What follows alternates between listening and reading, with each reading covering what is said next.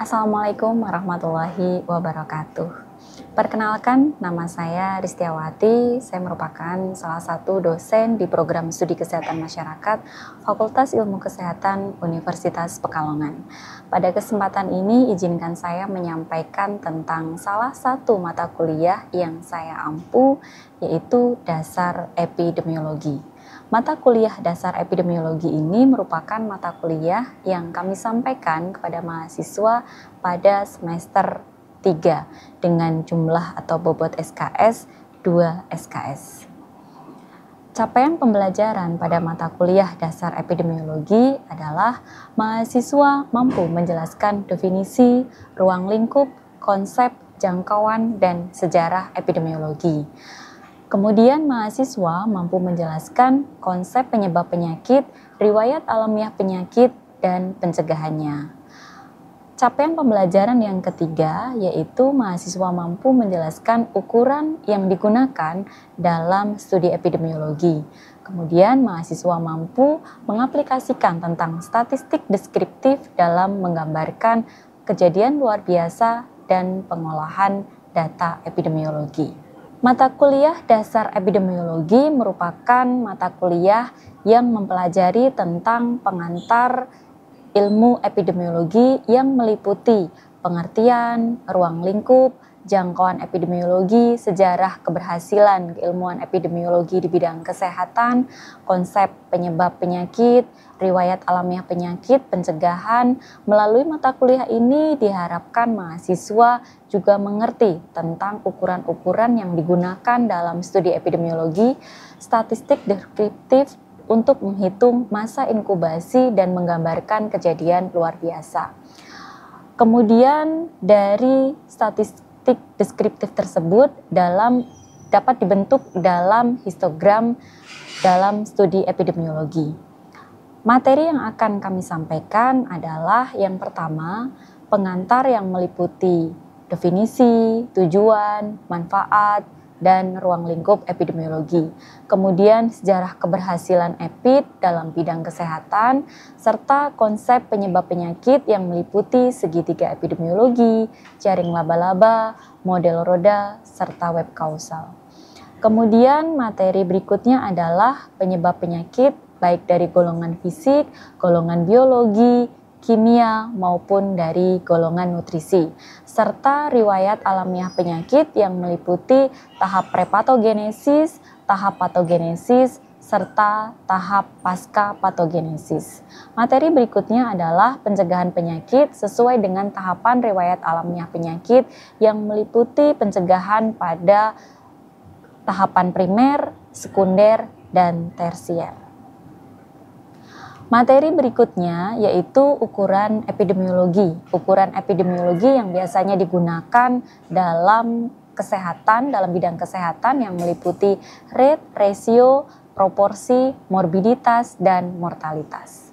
Selain itu, materi lainnya adalah tentang surveillance. Di dalam surveillance ini kami sampaikan tentang definisi, manfaat, dan peranan surveillance serta macam-macam surveillance.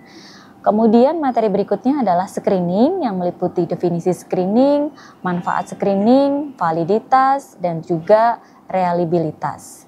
Kemudian vaksin atau imunisasi terkait definisi vaksin, manfaat vaksin, tujuan, jadwal vaksin, bagaimana seorang balita disebut sudah mendapatkan imunisasi lengkap. Kemudian saya akan menggunakan 4 indikator dalam melakukan penilaian, yaitu 1 keaktifan dengan bobot 10%, kemudian penugasan 20%, UTS 30%, serta ujian akhir semester 40%. Adapun hasil evaluasi pembelajaran ini akan kami sampaikan kepada mahasiswa melalui media sistem informasi akademik atau SIAKAD yang dapat diakses oleh seluruh mahasiswa yang mengikuti program Dasar Epidemiologi. Berikut ini kami sampaikan tayangan video pembelajaran Dasar Epidemiologi. Assalamualaikum warahmatullahi wabarakatuh. Ya. Selamat siang teman-teman semuanya. Siang. Alhamdulillahirrabbilalamin, pada siang hari ini kita bisa bertemu kembali dalam mata kuliah yang akan membahas tentang konsep epidemiologi penyakit menular dan tidak menular. Teman-teman semuanya, di pertemuan sebelumnya dan di semester sebelumnya kita juga sudah pernah membahas terkait penyakit menular dan tidak menular, namun dalam gambaran umum di epidemiologi. Di hari ini yang akan kita bahas adalah tentang apa sih perbedaan antara penyakit menular dan juga tidak menular. Konsep ini perlu dipahami oleh teman-teman semuanya, tentunya untuk membedakan karena di bidang kesehatan ada dua jenis atau dua kelompok penyakit yang menular dan juga tidak menular. Nah, teman-teman semuanya, di layar teman-teman bisa melihat adanya pembagian atau klasifikasi antara penyakit menular dan juga penyakit tidak menular. Dari jenisnya ada penyakit infeksi, ada penyakit non-infeksi. Kalau teman-teman perhatikan, di dalam rumahnya atau kelompoknya penyakit infeksi ini, ada penyakit yang bersifat akut, ada penyakit yang bersifat kronis. Istilah ini sudah tidak asing lagi tentunya buat teman-teman sekalian. Dimana ketika kita bicara soal penyakit menular, tentunya dalam benak Anda yang terfikirkan adalah penyakit menular itu selalu penyakit infeksi, Bu. Ya, penyakit menular itu penyebab utamanya atau kita kenal dengan istilah kausal primernya adalah agen biologi. Di mana agen biologi ini memiliki ciri khusus yaitu berkembang biak. Nah, di dalam penyakit menular dan yang masuk dalam kelompok penyakit infeksi, ternyata ada yang bersifat akut, ada yang bersifat kronis. Kalau teman-teman melihat atau biasa memahami penyakit menular, yang dikenal ada pada kotak nomor 1 sebelah kiri ini, atau kotak A ini. Kenapa? Penyakit menular itu identik dengan penyakit infeksi. Penyakit menular itu identik dengan penyakit yang bersifat akut. Namun ketika saya pindah ke bawah ya, atau saya pindah ke kanan dan di pojok ini kotak nomor 4, tentu teman-teman akan merasa bingung, kok ada ya penyakit menular yang sifatnya kronis dan kok ada penyakit non menular yang dia memiliki sifat akut yang biasanya kita kenal kalau tidak menular itu dia kronis. Gitu nggih. Ternyata teman-teman ada kelompok penyakit infeksi atau penyakit menular yang dia memiliki masa inkubasi, atau kalau masa inkubasi itu identik dengan istilah untuk agen biologi. Jadi masa di mana penyakit itu muncul atau timbul dalam tubuh seseorang atau host itu butuh waktu yang lama atau kronis. Apa saja jenisnya? Di sana ada TB paru atau tuberkulosis, ada HIV AIDS. Di mana tuberkulosis ini memiliki waktu yang cukup panjang untuk bisa sampai terjadi dari mulai penularan atau masa inkubasinya. HIV AIDS juga demikian. Nah, teman-teman sekalian, ketika kita bicara soal penyakit tidak menular atau non-infeksi, ternyata juga ada yang bersifat akut. Contoh, di sini ada keracunan. Keracunan itu bisa juga butuh waktu hanya hitungan detik, jam, ya. Kemudian kecelakaan. Ini akan kita bahas insya Allah di pertemuan penyakit tidak menular. Di mana kecelakaan ini masuk dalam kelompok permasalahan kesehatan yang tidak menular, tetapi memiliki rentang waktu yang cukup pendek. Misalkan kita mengalami kecelakaan, luka-lukanya itu kan terjadi seketika setelah kecelakaan itu terjadi. Kemudian yang biasanya kita kenali dengan penyakit tidak menular itu sifatnya kronik, yaitu hipertensi, penyakit jantung koroner, diabetes mellitus. Nah, boleh saya disebutkan satu jenis penyakit tidak menular yang sifatnya kronis. Hasilnya? Boleh, ya masuk kanker. Sekarang saya balik.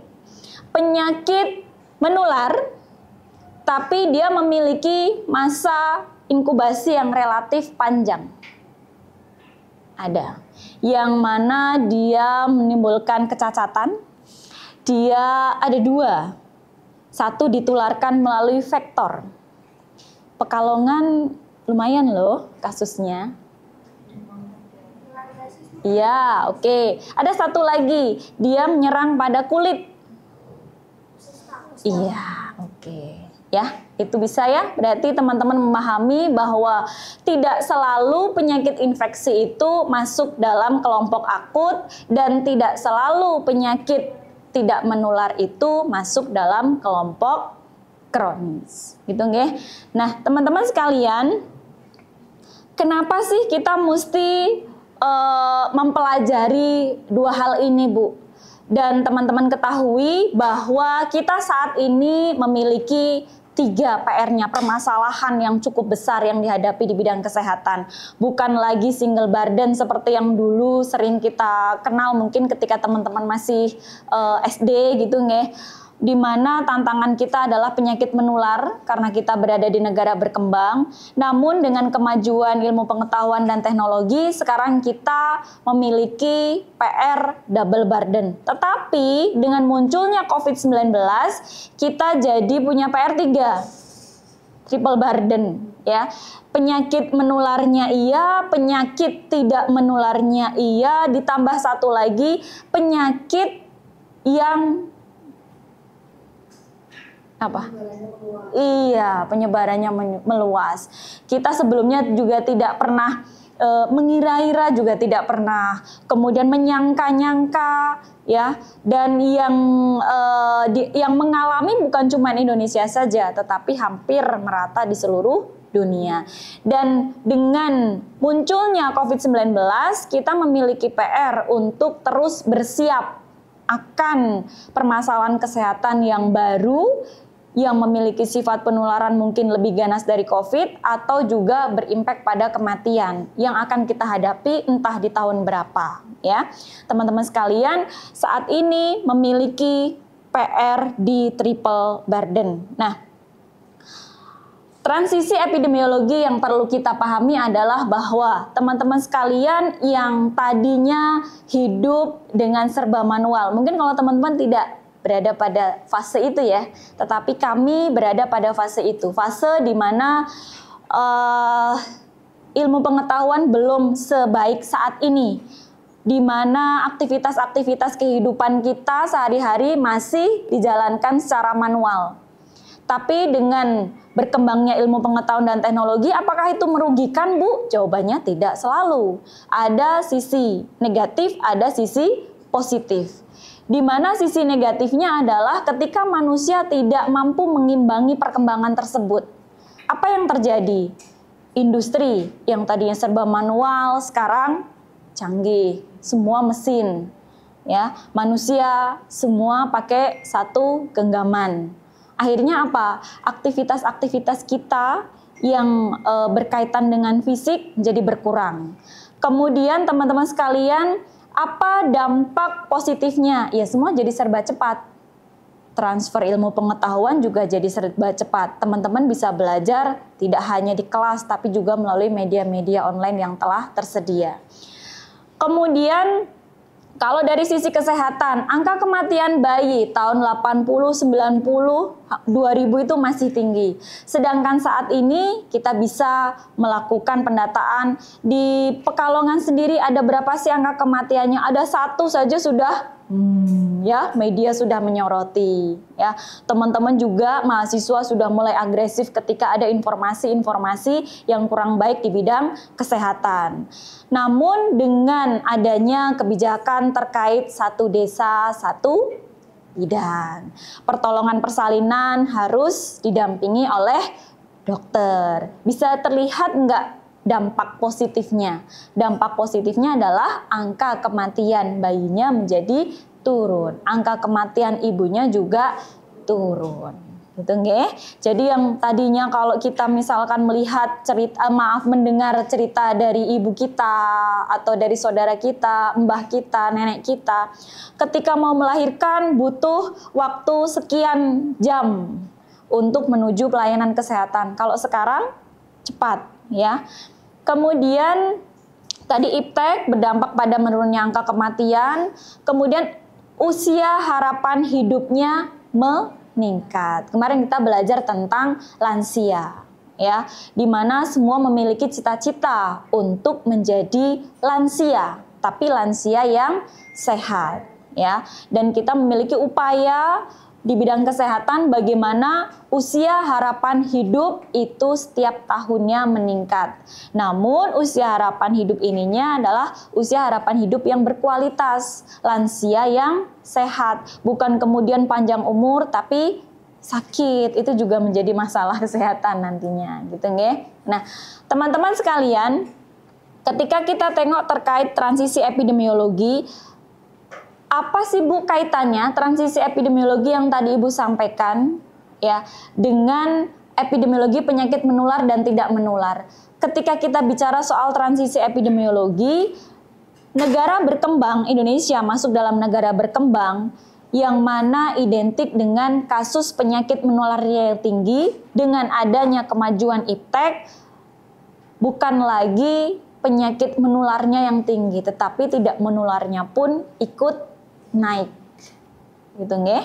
Kemudian yang tadinya angka kematian itu tinggi pada bayi maupun ibu menjadi turun.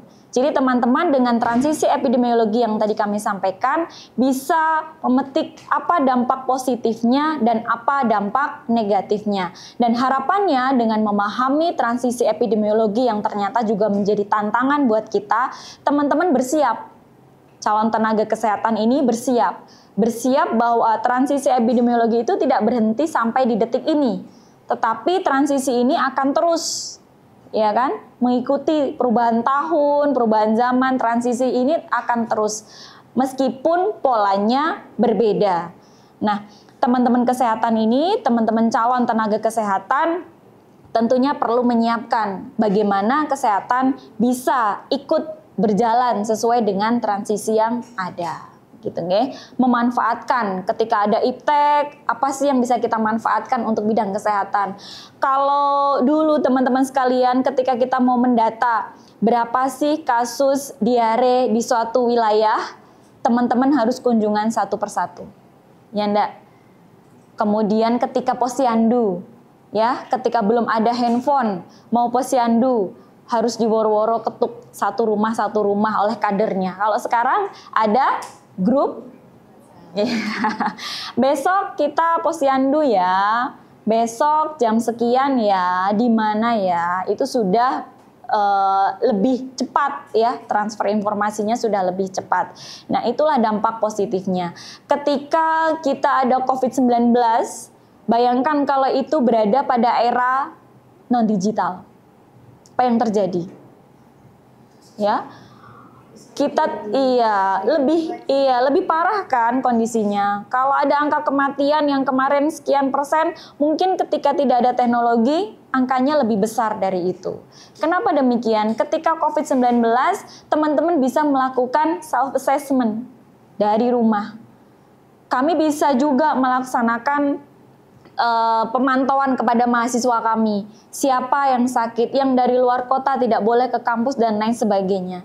Bukankah itu bagian dari bagaimana kita ikut berkembang seiring dengan perkembangan iptek? Jadi bukan sebagai suatu yang tantangan, wah iki piye menyesuaikannya, tetapi teman-teman sekalian berjalan beriringan.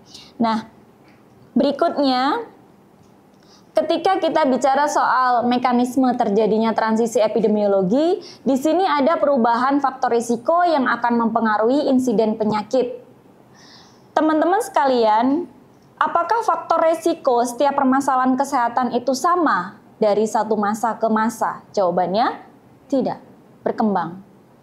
Belajar dari pandemi COVID saja, dari awal munculnya sampai ketika berakhir di tahun ketiga itu sudah berubah.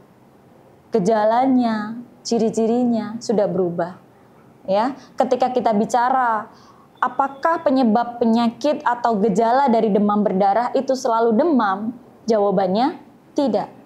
Itu sebagai sebuah penanda, sebagai alarm, sebagai sinyal yang diberikan oleh tubuh bahwa tubuh saat ini sedang terjadi infeksi.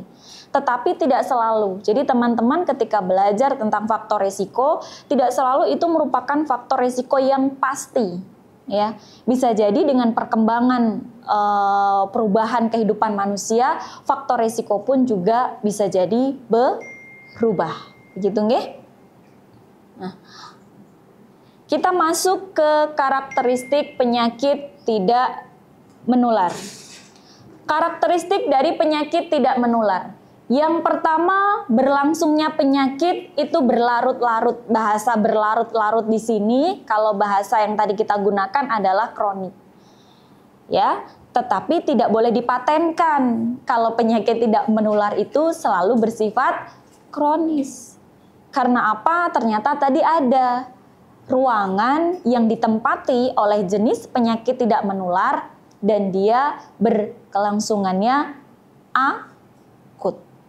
Ya, jadi tidak boleh dipatenkan yang poin 1. Tetapi sebagian besar penyakit tidak menular itu berkelangsungan kronis. Berikutnya tidak melalui rantai penularan tertentu.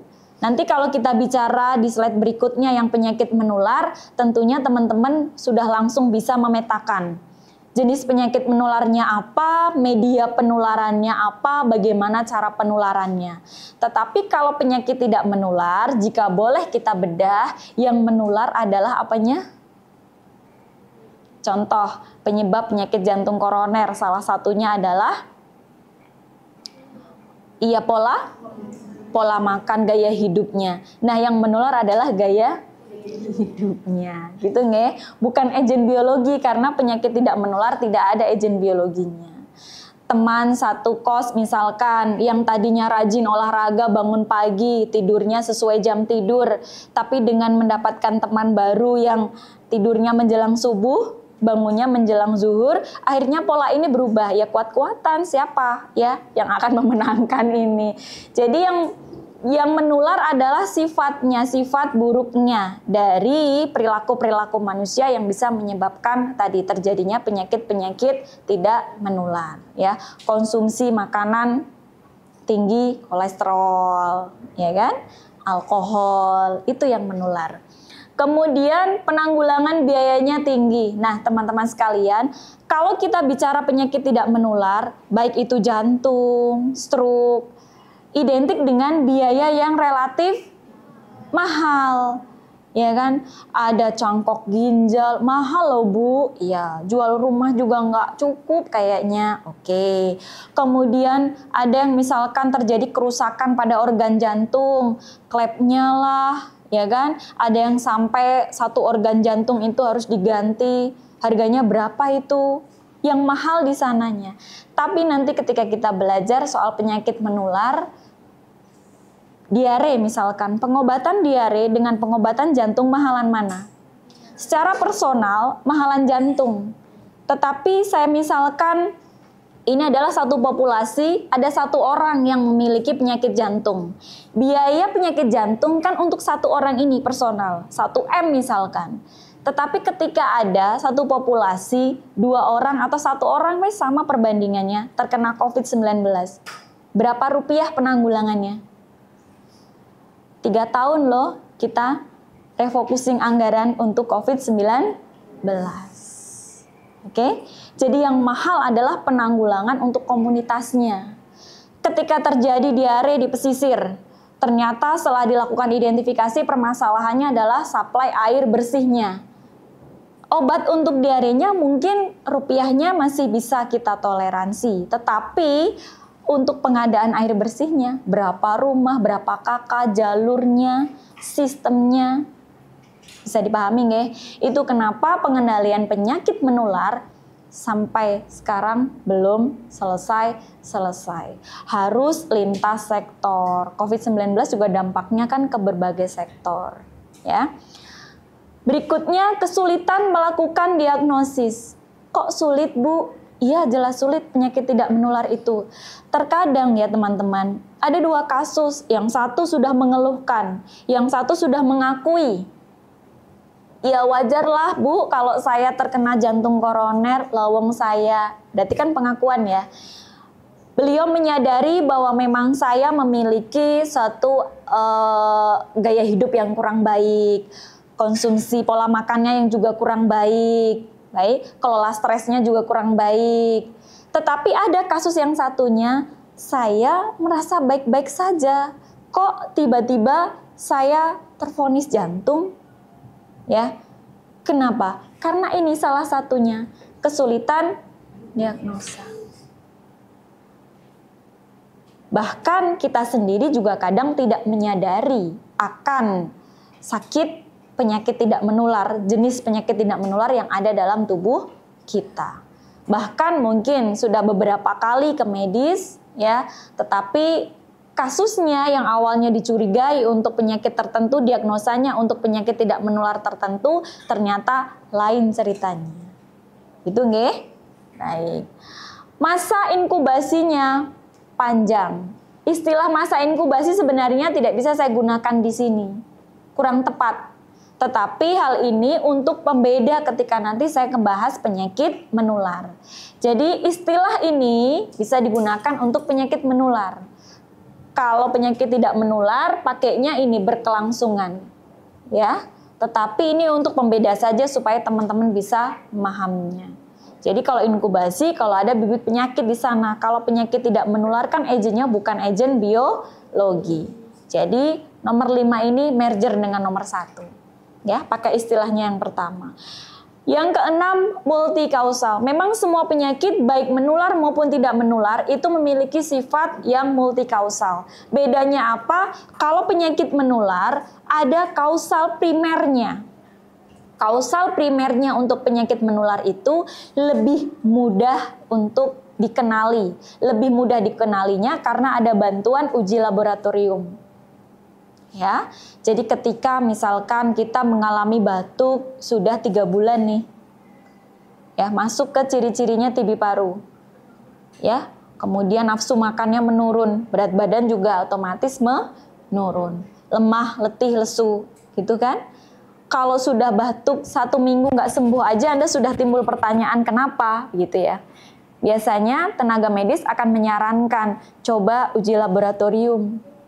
Oke, ketika anak ataupun kita demam lebih dari 3-4 hari saja sudah langsung tes laboratorium. Baik, teman-teman sekalian, dari apa yang telah saya sampaikan, ada teman-teman yang ingin berdiskusi? Boleh? Monggo. Ya, Mbak Silnia, monggo. Ya, permisi Bu, izin bertanya mengenai tadi materi yang karakteristik penyakit tidak menular. Itu kan ada salah satu poin untuk kesulitan mendiagnosis ya Bu. Nah, untuk misalkan salah satu penyakit tidak menular kan ada kanker payudara ya Ibu. Nah, itu gimana caranya untuk kita bisa mensosialisasi kepada masyarakat penyakit tidak menular yang biasa disebut the silent killer itu gimana ya Bu? Baik. Supaya mereka paham gitu. Iya, terima kasih Mbak Silnia. Pertanyaannya terkait bagaimana cara kita melakukan diagnosa sendiri sebenarnya untuk penyakit tidak menular ini. Kan tadi ada kesulitan diagnosa tuh Bu. Lalu bagaimana cara kita melakukan diagnosa? Kalau penyakit tidak menular itu sebenarnya bisa kita lakukan pemeriksaan sendiri sedini mungkin. Saya sampaikan sedini mungkin. Contoh tadi Mbak Silnia menanyakan terkait kanker payudara. Saat ini teman-teman juga sudah tahu terkait program Sadari. Ya, bahwa ketika kita menghadapi penyakit tidak menular, general check up atau kontrol diri sendiri, gangguan kesehatan secara keseluruhan itu lebih baik dibandingkan menunggu nanti ketika panen, gitu nggih, ketika panen. Nah, terkait kanker payudara, teman-teman ketahui ada program Sadari, bagaimana kita melakukan deteksi dini kanker payudara.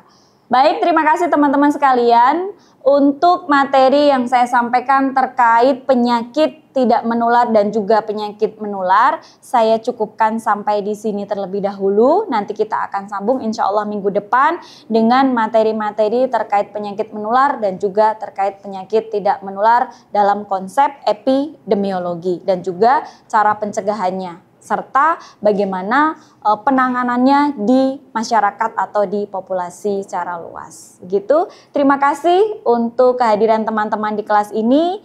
Mohon maaf lahir batin, semoga bermanfaat. Assalamualaikum warahmatullahi wabarakatuh.